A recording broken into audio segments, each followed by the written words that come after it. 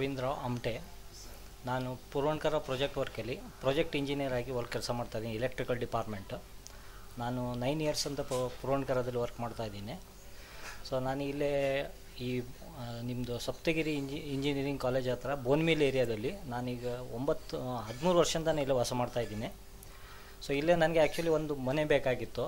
So ನಾನು ಈ north ಸೈಡಿಗೆ ಆ್ಯಕ್ಚುಲಿ ಯಾವ್ದು ಪ್ರಾಜೆಕ್ಟ್ ಬರ್ತಾಯಿದೆ ನಾನು ನೋಡ್ತಾಯಿದ್ದೆ. ನಮ್ಮ ಪೂರ್ವಣ್ಕರದಲ್ಲಿ ಅದಾದರೂ ಈ ಕಡೆ ನಾರ್ತ್ ಕಡೆ ಯಾವುದು ಪ್ರಾಜೆಕ್ಟ್ ಬಂದೇ ಇಲ್ಲ.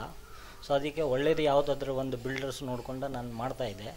ಇದರಲ್ಲಿ ನನಗೆ 2 ಬಿಲ್ಡರ್ಸ್ ಸಿಕ್ಕಿದ್ರು, ಒಂದು ಮಹಾವೀರು ಮತ್ತು DS ಮ್ಯಾಕ್ಸು. ಸೊ ಮಹಾವೀರ್ದು ನಾನು ಸ್ವಲ್ಪ ರೆಕಾರ್ಡ್ ಚೆಕ್ ಮಾಡಿದೆ, ನನಗೇನು ಅಷ್ಟೇನು ಸರಿಯಾಗಿ ಅನಿಸಿರಲಿಲ್ಲ. ಸೊ ನೆಕ್ಸ್ಟ್ ಇತ್ತು DS ಮ್ಯಾಕ್ಸದು. ನಾನು ಈಗ ನೋಡ್ತಾಯಿದ್ದೀನಿ 3-4 ವರ್ಷದಿಂದ ಭಾಳ ಅಡ್ವರ್ಟೈಸಿಂಗ್ ಬರ್ತಾಯಿದೆ. ಸೊ ಅಡ್ವರ್ಟೈಸಿಂಗಿಂದ ನಾನೇನು ಮಾಡಿದೆ, ಸ್ವಲ್ಪ DS ಮ್ಯಾಕ್ಸಿಗೆ ಹೋಗೋಣ ಅಂತ ಹೇಳಿ DS ಮ್ಯಾಕ್ಸಿಗೆ ಅಪ್ರೋಚ್ ಆದೆ. ಸೊ ಇಲ್ಲಿಗೆ ಒಂದು 2 ಪ್ರಾಜೆಕ್ಟ್ ಇವ್ರದ್ದು ನಡೀತಾ ಇತ್ತು, ಒಂದು ಸ್ಪ್ಲೆಂಡರ್ ಮತ್ತು ಒಂದು ಇದು. ಸೊ ನಾನು ಅಲ್ಲಿ ಸ್ಪ್ಲೆಂಡರ್ ಹತ್ರ ಹೋದರೆ ಅಲ್ಲಿ ಮಾರ್ಕೆಟಿಂಗ್ ಮ್ಯಾನೇಜರ್ ಇವರು ರವೀಂದ್ರ ಅವ್ರಿಗೆ ನಾನು ಭೇಟಿ ಆದೆ. ಸೊ ಅವರು ನನಗೆ ಭಾಳ ಒಳ್ಳೆ ಗೈಡೆನ್ಸ್ ಮಾಡಿ ಅವ್ರು ನನಗೆ ಎಲ್ಲ ಮಾತಾಡಿಕೊಂಡು ನನಗೆ ಒಂದು ತೊಗೊಳೋದಕ್ಕೆ ಭಾಳ ಇದು ಮಾಡಿದ್ರು ಅವರು.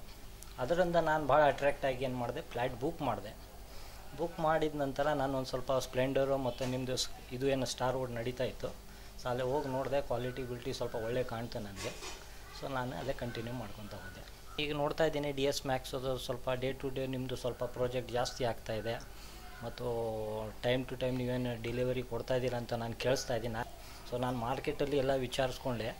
ಸೊ ಎಲ್ಲ ಒಳ್ಳೆ ಡೆವಲಪ್ ಆಗ್ತಾಯಿದೆ ಕಂಪ್ನಿ. ಸೊ ಅದರಿಂದ ಟ್ರಸ್ಟ್ ಮಾಡ್ಕೊಂಡು ನಾನು ತೊಗೊಂಡಿದ್ದೀನಿ. ಬ್ಲಿಕ್ಸ್ ಇದ್ದಾರೆ, ಅವ್ರು ಕೇಳ್ತಾ ಇದ್ದಾರೆ. ಯಾಕಂದರೆ ರೇಟ್ ಬಿಟ್ಟು ಸ್ವಲ್ಪ ರೀಸ್ನೇಬಲ್ ಇದ್ದಿದ್ದ ಕಾರಣ, ರೀಸ್ನೇಬಲ್ ಅಂದರೆ as compare to our Puravankara. So ಇದು ರೇಟ್ ನಮಗೆ ಸ್ವಲ್ಪ ಲೋ ಬಜೆಟಿಗೆ ತೊಗೊಳ್ಬೋದು ಅಂತೇಳಿ ನಾನು ಪ್ರಿಪೇರ್ ಮಾಡ್ತಾಯಿದ್ದೀನಿ.